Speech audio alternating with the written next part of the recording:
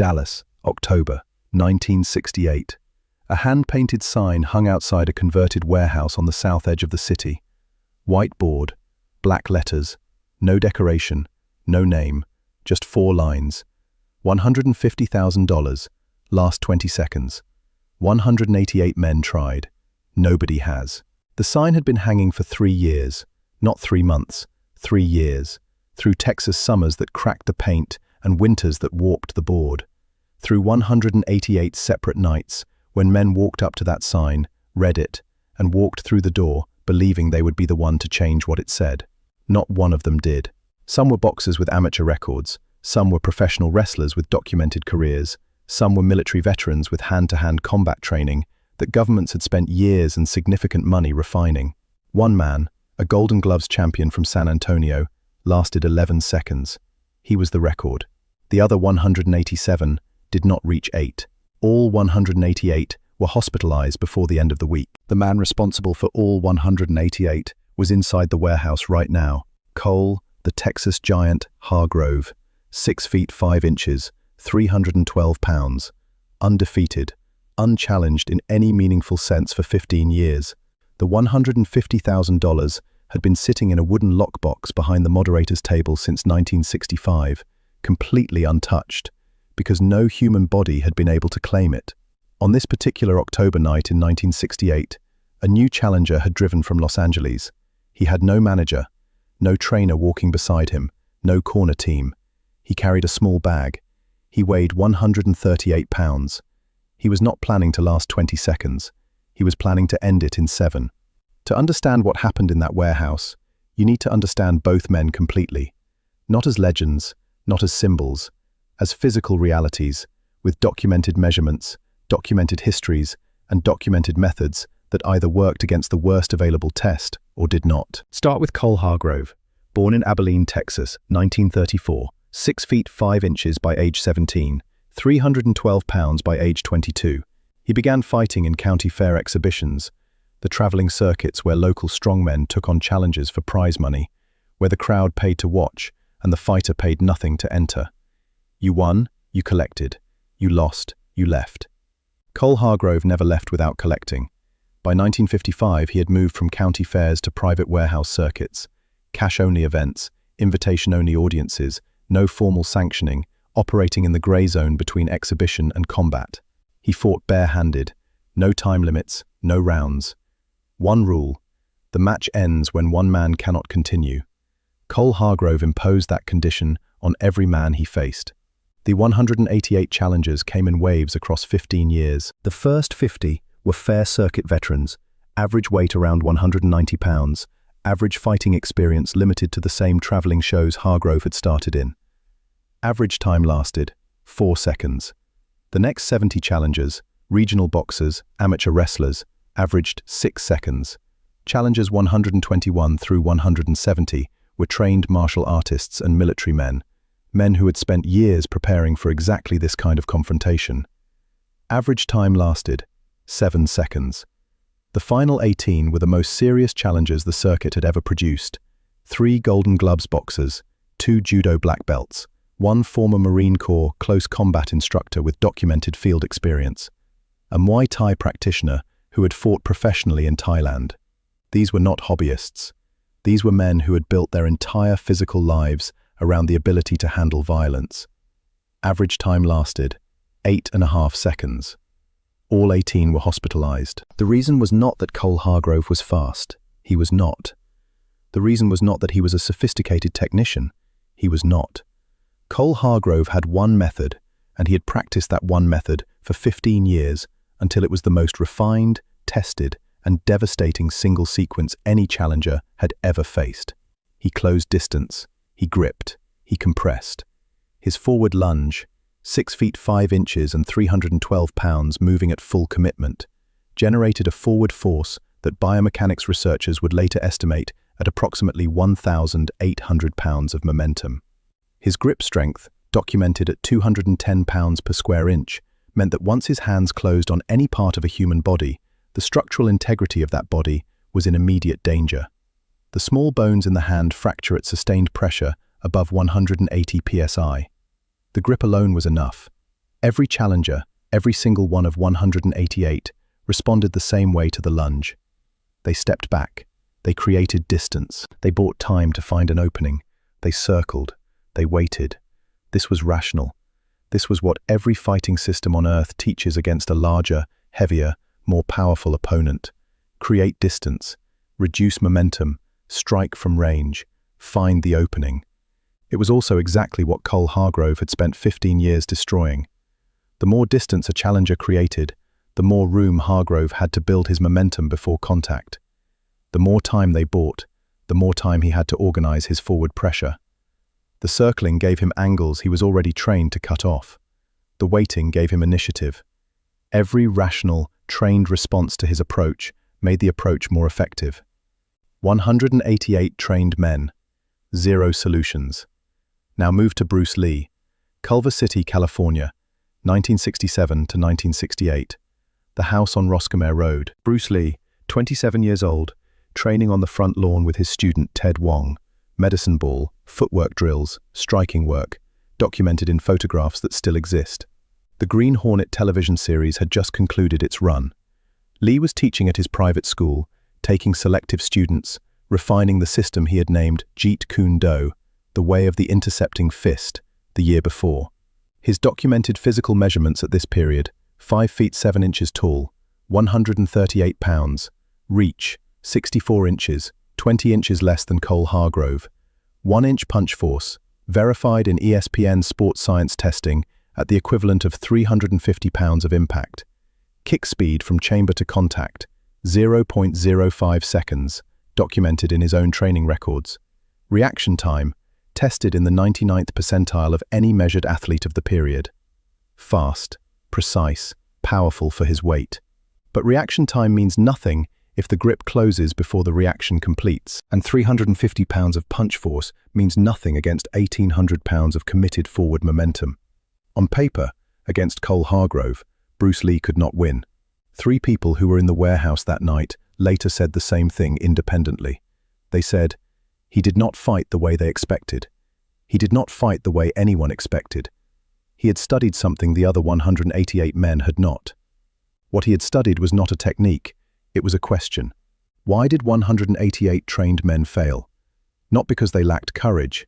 Every man who walked through that warehouse door had enough courage to face something that had broken every previous person who attempted it.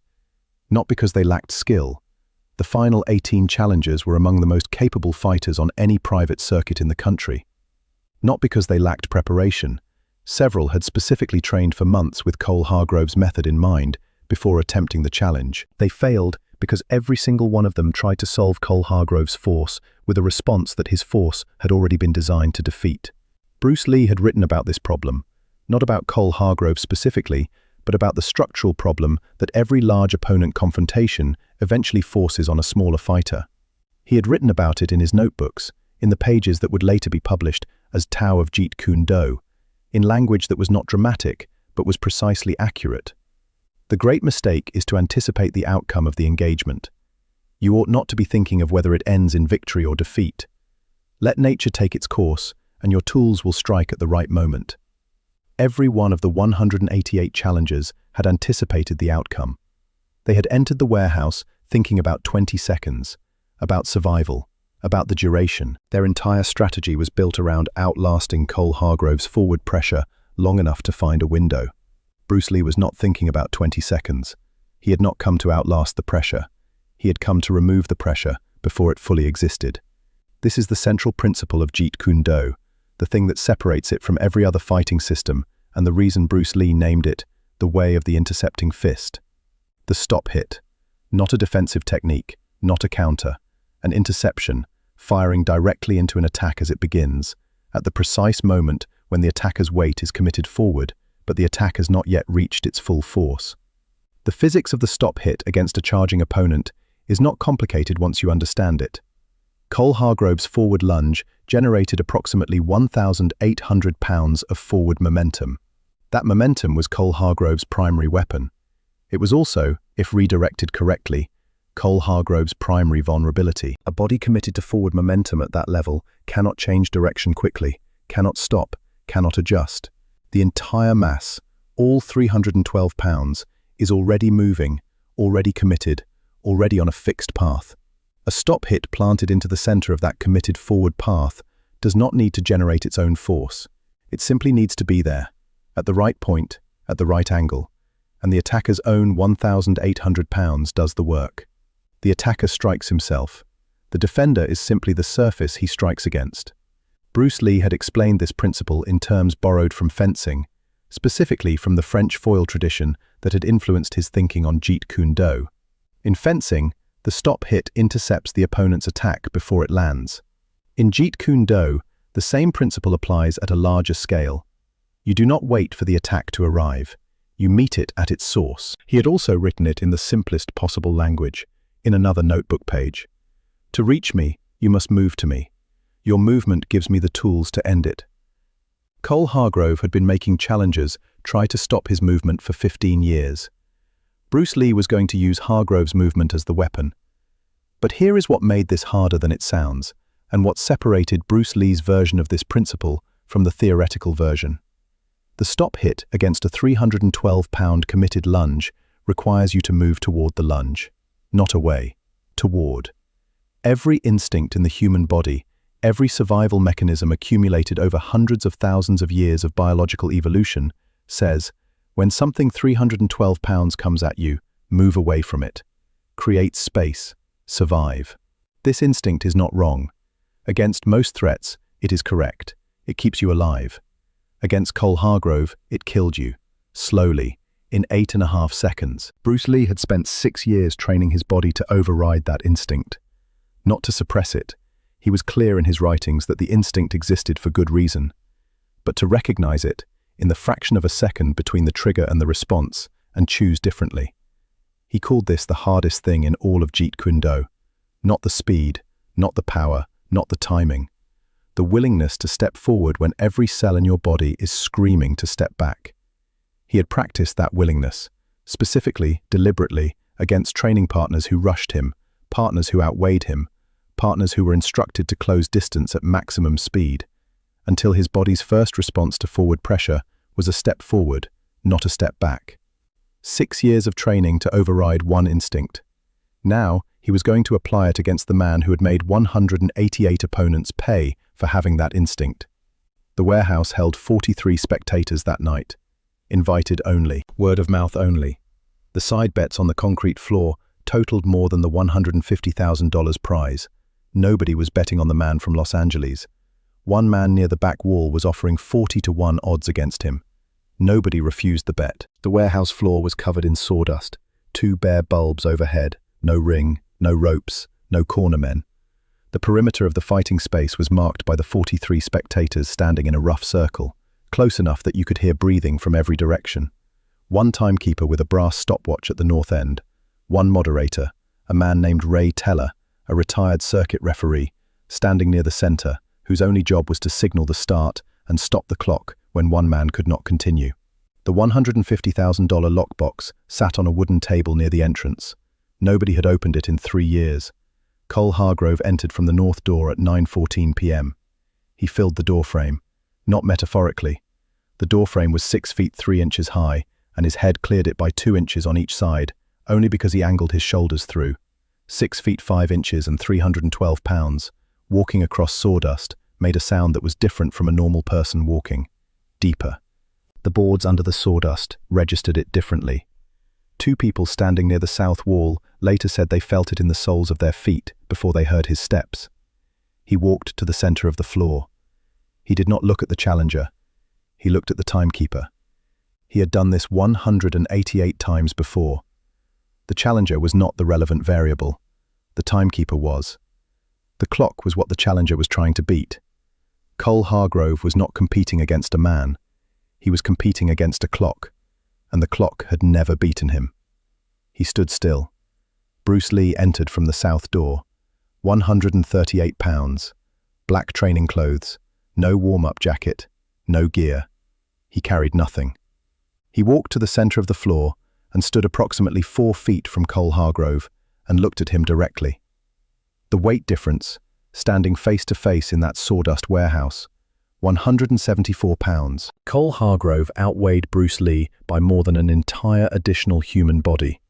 The 43 spectators were completely silent. Ray Teller raised his hand, looked at both men. They both nodded. His hand came down. Second 0. Cole Hargrove moved. He did not wind up. He did not set. In 15 years of challenge matches, he had learned not to announce himself. His first step covered 36 inches, a full stride's worth of distance consumed in a single controlled plant. His second step covered 48 inches. By the time most challengers had registered that his weight had shifted, he was already inside half the space between them. This was what destroyed the first 50 men. This was what destroyed the Golden Gloves champions. This was what destroyed the Marine Corps close combat instructor. The moment Cole Hargrove's weight committed to that first step, every one of the 188 men had stepped back. It was automatic, involuntary, the body's most ancient response to incoming mass, executing before the conscious mind had finished processing the signal. Second 1. Bruce Lee stepped forward, left foot, one step, directly toward Cole Hargrove's committed lunge. The gasp from the 43 witnesses was audible, not a theatrical sound, an involuntary one, the sound 43 people make simultaneously when they see something that contradicts every physical instinct they possess. One man near the east wall later said he grabbed the arm of the person next to him without realizing he had done it. Cole Hargrove's eyes registered the forward movement. For the first time in 188 matches, the challenger had moved toward him. His body could not adjust. The commitment of a 312-pound forward lunge is not a reversible decision. By second 1, 1,800 pounds of forward momentum was already fully in motion, and the space between the two men, instead of expanding as every previous challenger had expanded it, was collapsing at double speed. Both men moving toward each other, closing distance at twice the rate his forward pressure was designed to exploit. Second 2. Cole Hargrove's arms came up. His standard grip opening movement, both hands rising to shoulder height, fingers spreading, an 84-inch reach beginning to extend across the remaining space between them. In the same instant, Bruce Lee's right hand fired. Not a punch as most people picture a punch. A stop hit, a single straight strike planted directly into Cole Hargrove's solar plexus, at the precise moment the lunge reached its maximum committed momentum. Not Bruce Lee's power driving it. Cole Hargrove's own 1,800 pounds of forward force driving directly into a single point. The sound it made was not what the witnesses expected. It was quiet, almost soft, like a heavy book placed firmly on a table. Not a crack, not an explosion, just a dense, precise sound of force meeting resistance at a single, concentrated point. Second 3. Cole Hargrove's forward momentum stopped. His legs continued moving. His upper body did not. The physics of what happens to 312 pounds of committed forward motion when the center of mass is interrupted at maximum velocity is not complicated and is not dramatic. The body folds. The knees begin to buckle inward, not falling, not yet, but losing their structural certainty. The hips drop half an inch. The shoulders round forward involuntarily as the core attempts to absorb what the chest has just received. For the first time in 15 years, Cole Hargrove was not moving forward. Second 4. Before Cole Hargrove's knees reached the sawdust floor, Bruce Lee's left leg fired, a low stop kick, lateral, aimed at the right knee, the supporting leg, the load-bearing joint that held everything else upright. Contact time, 0.05 seconds. Force delivered through a joint already compromised by the interrupted momentum from second 3. The knee did not break. It did not need to. The lateral force against an already buckling joint collapsed the stance. Both legs gave simultaneously, not dramatically, not with a crash, but with the quiet inevitability of a structure whose support has been removed. Second 5. Cole Hargrove's body made contact with the sawdust floor. 6 feet 5 inches, 312 pounds. 5 seconds from the opening movement. The warehouse was completely silent. Not the silence of shock, the silence of 43 people who had just watched something they did not have the words to describe and were not yet certain they had actually seen. Second 6. Cole Hargrove's right arm pressed into the sawdust. His head came up. The arm shook. He pushed.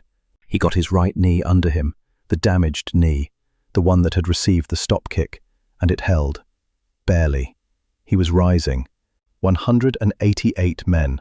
Nobody had risen from this floor under their own power in second 6. He was rising. Second 7. Bruce Lee placed his left hand on Cole Hargrove's shoulder. Not a strike. A placement. The palm flat, deliberate, with exactly enough pressure to communicate one thing clearly. This does not need to continue. He looked directly into Cole Hargrove's eyes. From 5 feet 7 inches and 138 pounds, looking down at 6 feet 5 inches and 312 pounds, kneeling on sawdust in his own warehouse, Bruce Lee said 4 words. "It's already done, brother." Cole Hargrove looked at him for 3 seconds. Then he sat back down on the sawdust floor. Ray Teller looked at the timekeeper. The timekeeper looked at his brass stopwatch. He said, quietly, to nobody in particular, 7 seconds. 43 people in a Dallas warehouse. Not one of them spoke for 11 seconds after that. Phase 5, the rehook. 2100 to 2530, 610 words. In the back room, 15 minutes after the match, Cole Hargrove sat on a wooden stool. His right knee had a compression wrap. A bucket of ice sat on the floor beside him. His breathing was normal. His face was composed. Someone in the room, one of the spectators who had followed back, asked him what had happened. Cole Hargrove was quiet for a moment. Then he said, "He didn't fight me. He let me fight myself." 3 people who heard it later recalled those exact words, independently, in separate accounts given years apart. The phrasing was consistent each time. "He let me fight myself." Nobody who heard it in that room fully understood it that night. Now think about what he was actually describing. He was describing the stop hit. He was describing the precise application of a principle that Bruce Lee had been refining for 6 years. The principle that the largest force in any confrontation is the attacker's own committed momentum, and the most efficient possible response to that force is to redirect it, not resist it. Cole Hargrove had spent 15 years perfecting an attack. In 7 seconds, Bruce Lee had used that perfected attack as the primary weapon against its own creator. Cole Hargrove had fought himself, and lost. Now here is the detail that confuses people most when they first encounter this story. Bruce Lee did not collect the $150,000. He had earned it. The match was clear. The timekeeper had called it. The moderator had confirmed it. The money was his. Every person in the warehouse understood that what had just happened met every condition of the challenge. Bruce Lee declined it. The accounts differ slightly on the exact words. 3 witnesses give variations of the same response. Something to the effect of, "I didn't come for the money." What he came for was something that cannot be carried in a wooden lockbox. He had come for the answer to a question that had been driving the development of Jeet Kune Do since 1962, since the early days of building a system that rejected anything which could not survive the hardest available test. The question was simple. Do the principles hold against the maximum version of the problem? Cole Hargrove was the maximum version of the problem. 15 years, 188 challenges. Every trained fighter the private circuit had produced, drawn to this warehouse, every one of them defeated in under 9 seconds. The principles held. In 7 seconds. That answer, the confirmed, tested, physically applied answer, was worth considerably more than $150,000 to Bruce Lee. It was the validation of 6 years of work. The proof that what he was building was not a theory, not a philosophy for demonstration purposes, not a collection of techniques that worked against cooperative training partners in controlled settings. It worked against the worst possible version of the problem. And here is the question that nobody who was present that night could fully answer, and that nobody who has written about Bruce Lee has addressed directly in the years since. Why did he step forward? Every trained fighter steps back. Every instinct says to step back. 188 trained, experienced, courageous men, all of them stepped back. Bruce Lee stepped forward, into 312 pounds of committed forward momentum, into the thing that had hospitalized 188 opponents. The answer to why he stepped forward is the answer to everything Bruce Lee ever built, taught, or believed. Phase 6. The floor at 5. 25:30 to 29:30. 590 words. Here is what Bruce Lee actually did in the years before that October night in Dallas that made the step forward possible. Because this is where the story stops being about fighting and starts being about something every person reading this has faced in a different form. Not a 312-pound challenger in a warehouse, but a version of the same problem. Something large, something committed, something coming toward you. And the same instinct. Step back, create distance, buy time, find safety in space. Bruce Lee had identified this instinct as the central obstacle in Jeet Kune Do. Not a tactical problem, a psychological one. The body's survival mechanism, the instinct to retreat from incoming force, is correct in most situations. It kept the species alive for hundreds of thousands of years. It is also against a committed charging opponent who has trained specifically to exploit that retreat, the thing that gets you destroyed. He could not remove the instinct. He did not try to. What he did was train his body's first response, the action the body produces in the fraction of a second before conscious thought can intervene, until that first response was forward instead of back. Not through willpower, not through repeating affirmations about courage. Through physical training, repeated thousands of times, until the nervous system had a new default. Every training session with his students, documented by Dan Inosanto, Ted Wong, and others who trained with him in Culver City during this period, included a sequence Bruce Lee ran regularly. A training partner would rush him at full speed with full commitment, and Bruce Lee would practice the stop-hit entry, not pulling the technique, not at controlled speeds, at full commitment from the training partner, with full forward pressure. He ran this sequence until the forward step was automatic, until his body stepped toward the rush before his mind had time to calculate the risk, until the override was not a decision, but a reflex. He wrote about the necessary depth of this training in his notebook. I fear not the man who has practiced 10,000 kicks once, but I fear the man who has practiced one kick 10,000 times. Cole Hargrove had practiced one method, the forward lunge and grip, for 15 years. He was the 10,000 times version of his method. He was the maximum expression of repetition applied to a single approach. Bruce Lee had practiced one response to that method until the response lived in his body, not in his mind, until it did not require a decision in the moment because the decision had already been made, 10,000 times before, in training. Dan Inosanto, who trained with Bruce Lee through this period, described the principle in the most direct terms. Bruce believed that the unskilled fighter creates distance to buy time. The skilled fighter closes distance to take time away entirely. Not buying time, taking it away. Cole Hargrove had 15 years of experience destroying men who were buying time. Bruce Lee took the time away. He spent it, all 7 seconds of it, immediately. And here is what that cost, in the actual currency of training time and physical commitment. 6 years of daily practice. 6 hours a day. On the front lawn in Culver City with Ted Wong. In the private school. In the garage. Against partners who were instructed to be uncooperative, unpredictable, and committed to making the technique fail. The 7 seconds in Dallas was 6 years of work delivered in real time. Phase 7. The cost. 29:30 to 32:30. 450 words. There is a cost to what Bruce Lee built that most people who study him miss entirely. It is not the physical cost, though that was significant.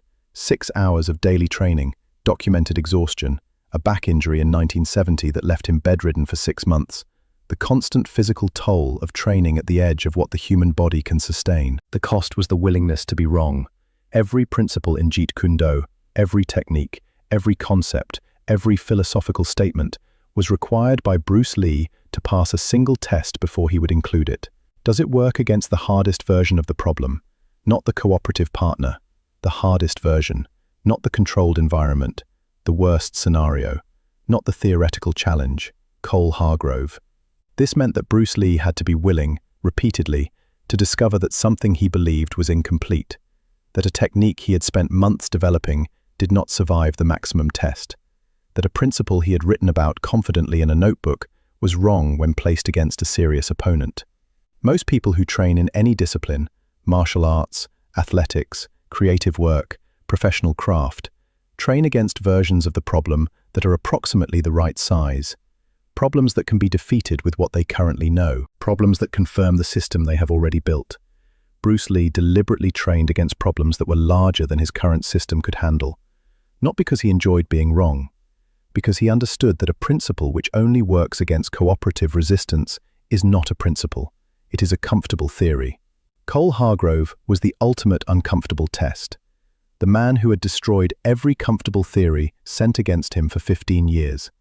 5 years after the Dallas warehouse, on July 20, 1973, Bruce Lee died. He was 32 years old. Enter the Dragon, the film that would make him internationally famous, was released 29 days later, on August 19, 1973. He never saw the response. He never knew how many millions of people around the world would watch that film and try to understand what they were seeing. The $150,000 sign outside the Dallas warehouse was taken down 3 weeks after the October night in 1968. Nobody put it back up.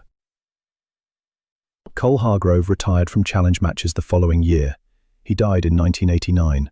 He never entered a challenge circuit again after that October night.